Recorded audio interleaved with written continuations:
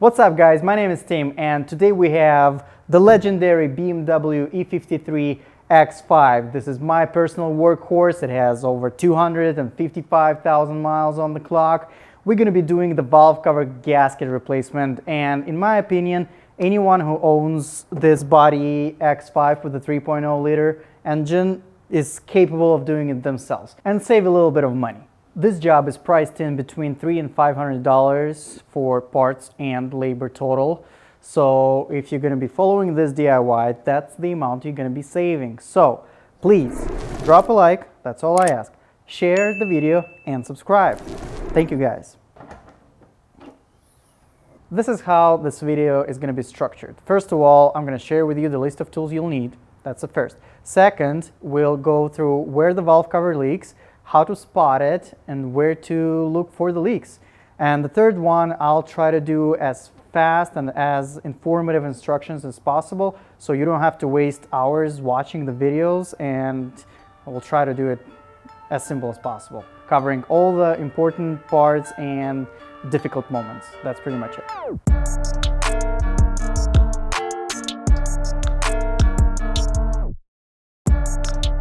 The first spot and the most common one is right after the exhaust manifold. So those shields, as you can see right here, it's all covered in oil. This is where the oil leaks, and then it leaks to exhaust manifolds, all those shields, and it gets hot and it starts smoking.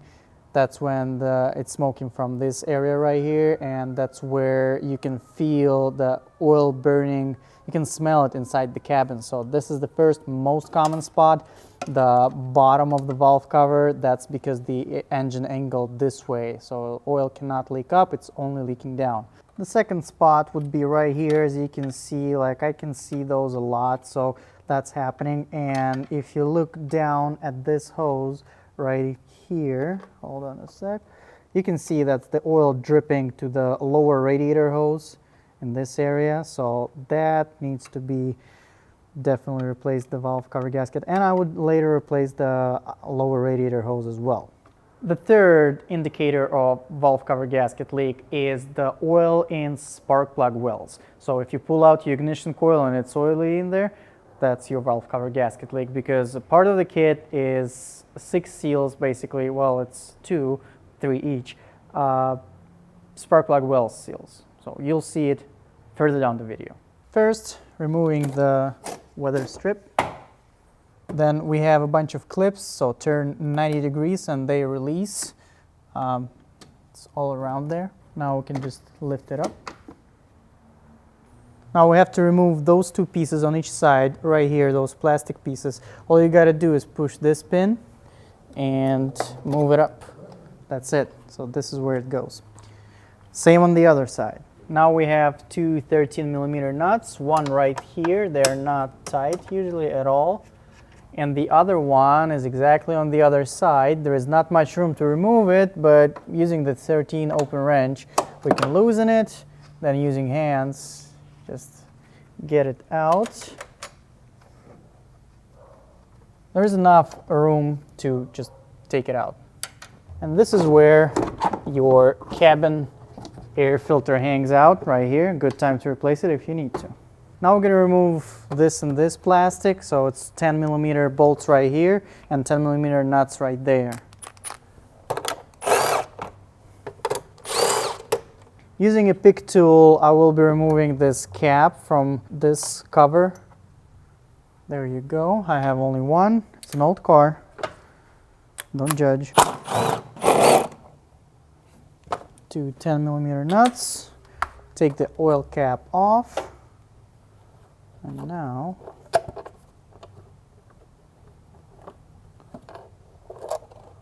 there we go.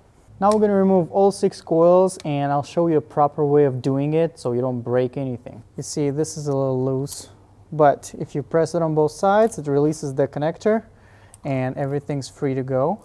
But if it didn't happen, so you release it and it didn't go anywhere, you can stick your screwdriver right here, right between the connector and the coil, and push it slowly here.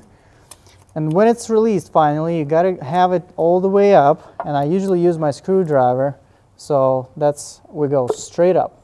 There we go. Simple as that. We're going to remove all of them, and then there is only one 8mm nut right here, that's ground connection. After that, we're going to be removing the whole wiring. For those of you who have old style coils, so that's early models, 98, 99, 2001, till 2003, I think, this is 03. You will have to remove 2 bolts from ignition coils, so it's a lot of 7mm bolts right there, but the process is pretty much the same.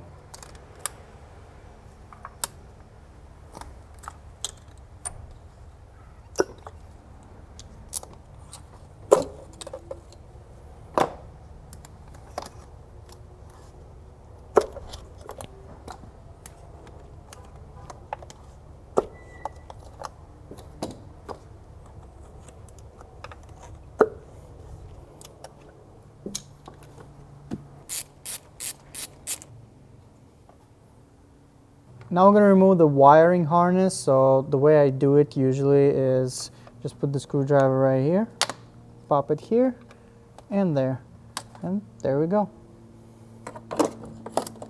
Now we're going to disconnect this PCV hose. Be careful with it. Mine is new-ish, about 20-30,000 miles, but yours, if it's older, it's easy to crack. So I put my screwdriver right here on one side and the big tool on the other. Now I see the gap. There we go. Nice and easy. Don't break it. Now we're going to free up the bottom of the valve cover. So this is the oxygen sensors. You're just going to pop them off. That's the first, that's the second. All right. So those are free. Now we have the vacuum line here for the secondary air injection. Be careful with that. In the back right there, this is where it goes. I'll remove the whole bracket from here, so all the wires are out, and I actually now can also remove those things, so just squeeze them together and move them out. It's gonna help you to move the valve cover out of the way, even though there's a lot of room. Now we have 15 valve cover bolts, nuts. They're weird type, so we have, don't forget those in the middle. You'll need a deep socket for those. There's 4 of them, and then the 5th right here. And the most difficult one is in the back, so this is the only one I'm going to be showing you how to remove. So I'm using the small wrench and a 10mm socket. This is 3/8, so you might use a different one. Once you loosen it, from there, I'm just going to be removing it by hand, and this is the most difficult bolt nut of the job. But when you're removing it, just keep in mind that there is also a washer with it and a rubber seal. So you don't need the rubber seal, we're going to be replacing that, but don't lose the washer. Even though it's kind of standardized size, you can find it in lots of places. And here's the bolt nut that I'm talking about. The washer stayed on the seal, so I'm going to be removing it with the pick tool. Just make sure you don't lose any of those. Those are important.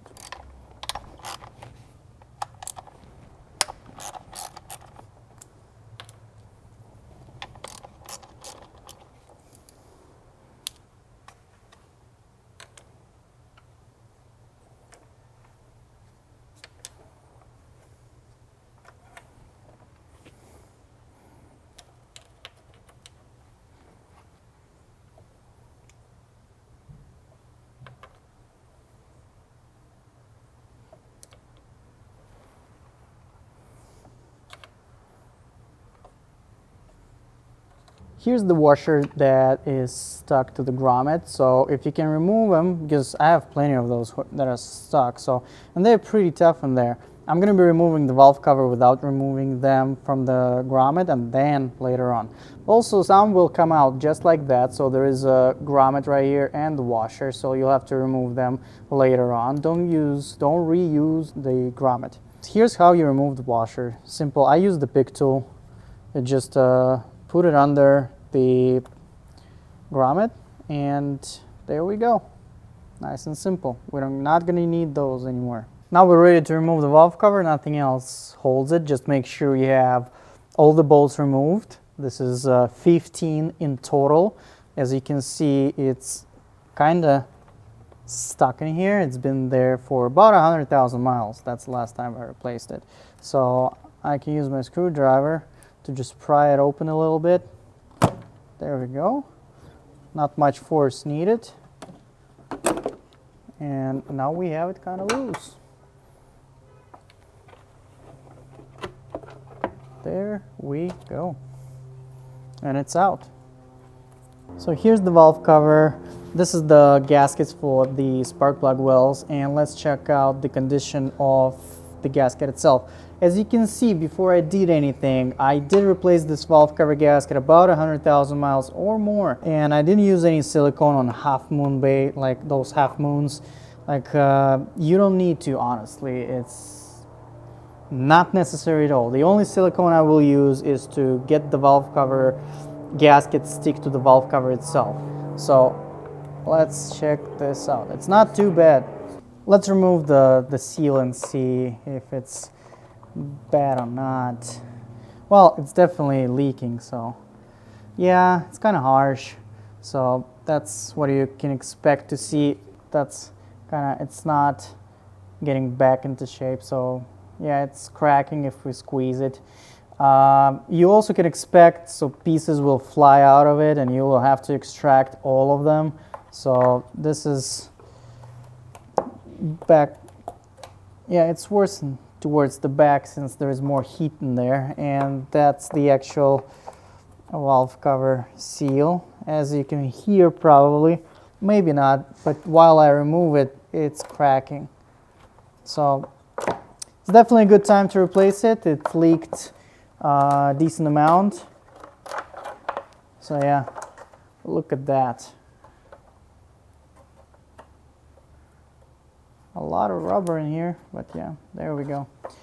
That's how it always is. Now, we're going to clean the valve cover and all the passages and install the new valve cover gasket. But before we do that, about those grommets, the way I remove them, it's like you can use your regular screwdriver and just step from here, and they fly back on the other end.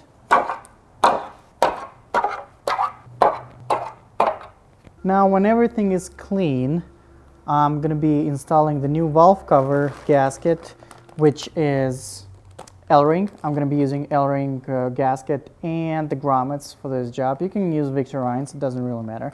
Both are good. And I'm also going to be using the red L-ring silicone. If you can see, it's a high temperature, 315 degrees Celsius.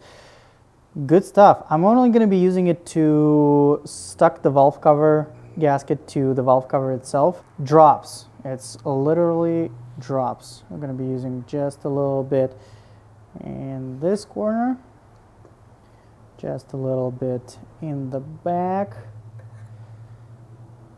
tiny bit. This is very simple valve cover, so we don't need to use much at all. It will stay there, but I do need it to be in place. Especially the center pieces, like those are usually falling off.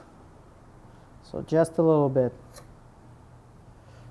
And I'm just gonna let it sit for a good 15 minutes at least, but I would recommend 30 or an hour for the silicone to catch.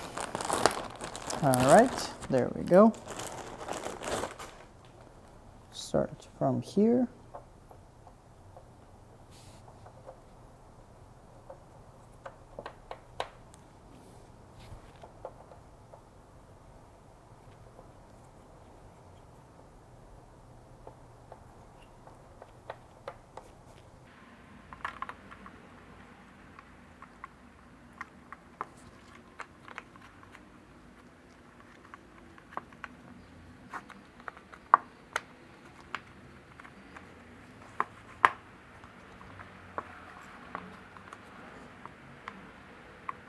just make sure everything's flat, nothing's bulging up, and that's all it is. Also, one important moment, once you clean the valve cover itself, just check for cracks in this area. It's the bottom of the valve cover around cylinder 5 and 6.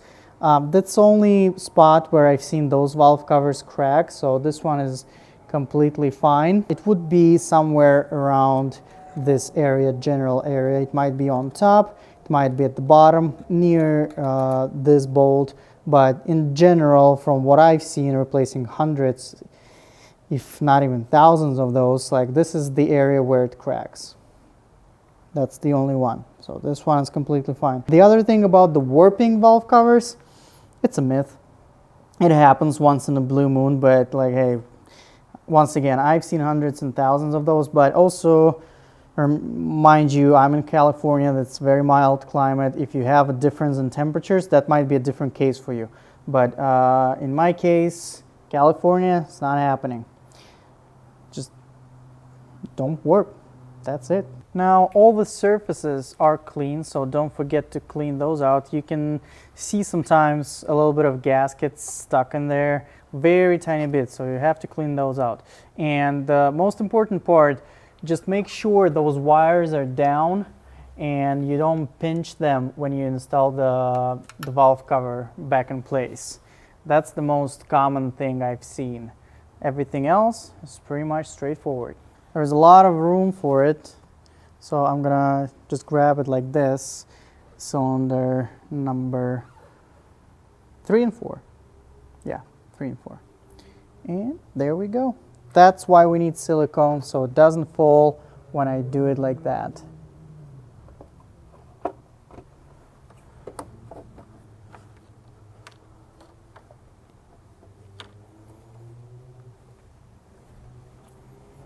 When the gasket, when the valve cover finds its position, you will definitely feel it, but I would definitely recommend you to take the glove off, lift the rear corner, that's the most common spot, then check the wires if all of them are free and not pinched by the valve cover.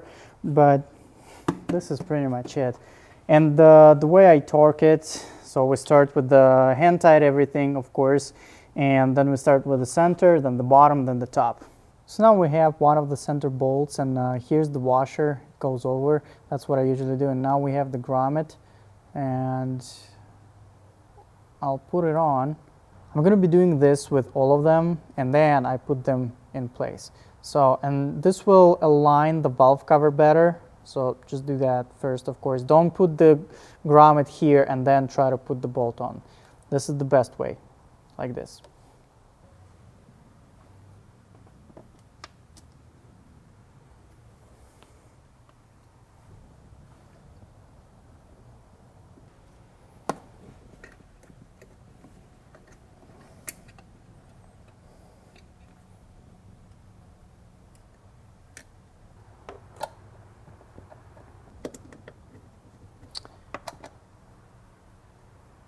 Now all the bolts are tight, everything is in place. I also put those clips back right here for the oxygen sensors and the vacuum line for the secondary air injection. So the bottom part is fully complete. Now we just put back the wiring, and it just clicks into place, just like that. And now I just want to, well, of course there is a 8mm right here, that's the ground. I just want to show you how to put the coil back, because it's one of the most common issues people have after doing the job, like it's misfiring or running like crap, all because one coil is not plugged in fully. So the way you do it, there we go. Just make sure when you put the connector right here, it goes all the way in, so there is no gap between the connector and the coil. All the way, and only then you can close it. Even a millimeter gap, like 1.5, 2 millimeters, like it can cause the car to misfire, and then just press it down to make sure it sits there properly. This is the #1 reason after doing the job people say like, well, my car is running rough, misfiring, whatever. And if it's misfiring in one cylinder, if you run it long enough, it will misfire in the other cylinder and then in the other cylinder, and it's going to be misfire in all cylinders. So that's important.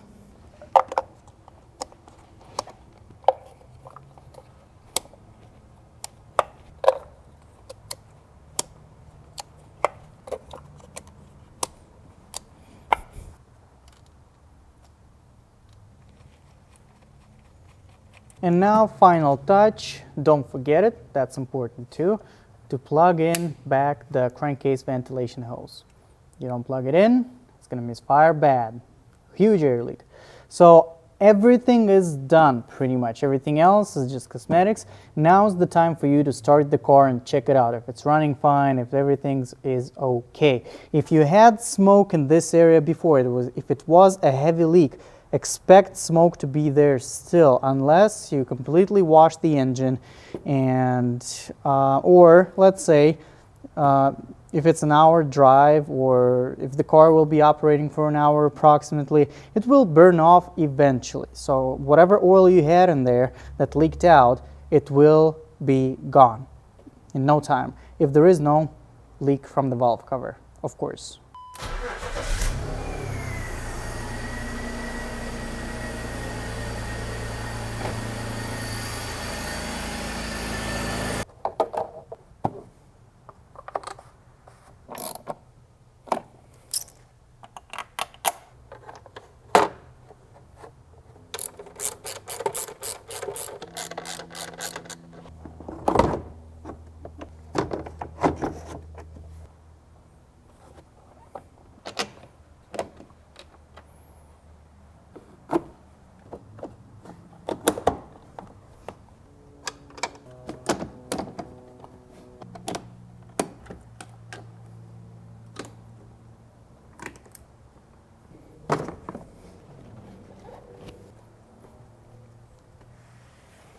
This is it, guys. So first of all, if you're still here, I want to thank you for watching, and I hope this repair will go smoothly for you. Secondly, as you can see, this is very DIY friendly repair, so I encourage you to do it yourself and save $300 to $500. So why not? This is a great engine. It can run forever as long as it's maintained. Like the video, share the video, subscribe, and we will be fixing more of those cars, BMWs in general.